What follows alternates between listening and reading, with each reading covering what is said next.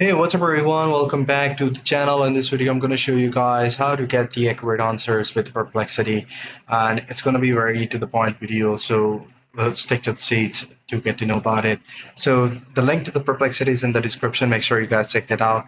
So once you open up the Perplexity, you guys can either log in with your official account or just go with the free tier account. Once you have this dashboard open up, you just have to search about it. Perplexity is best for the deep researches, but it's logged until you open up with the Pro subscription.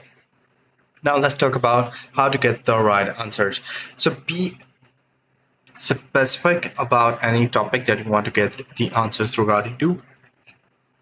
So if you're gonna just ask like, what are notebook LM? So it's a very vague question. But if you answer like and how can I integrate with the Google Gemini? Uh, so this is a very specific question. How can I integrate with the Google Gemini Notebook LM? But if you type in how I can can I integrate